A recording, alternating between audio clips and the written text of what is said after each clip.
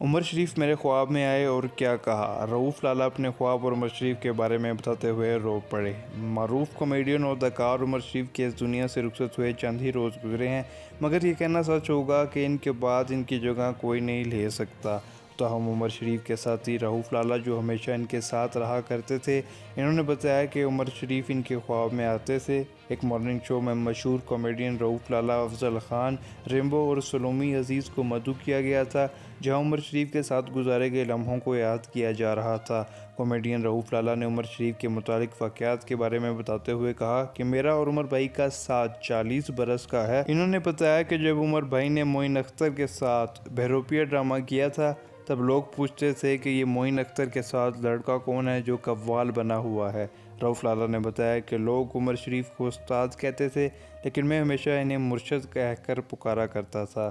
انہوں نے اپنے خواب میں عمر شریف کے آنے کے حوالے سے بتاتے ہوئے کہا کہ جب کبھی بھی میں لکھتے ہوئے پھنس جاتا تھا اور مجھے آگے کچھ سمجھ نہیں آتا تھا، تب عمر بھائی میرے خواب میں آتے تھے اور مجھے بتاتے تھے کہ رؤوف ایسے نہیں، اس کو اس طرح کر لو۔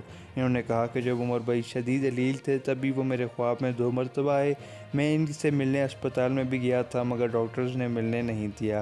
اداکار سلومی عزیز نے بتایا کہ وہ عمر شریف سے ملنے گئیں تو عمر شریف مجھے دیکھ کر مسکرا دیے۔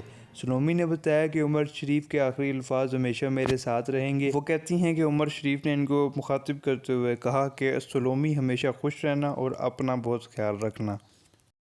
پاکستان کی تمام بڑی خبریں جاننے کے لیے ہمارے چینل کو سبسکرائب ضرور کریں۔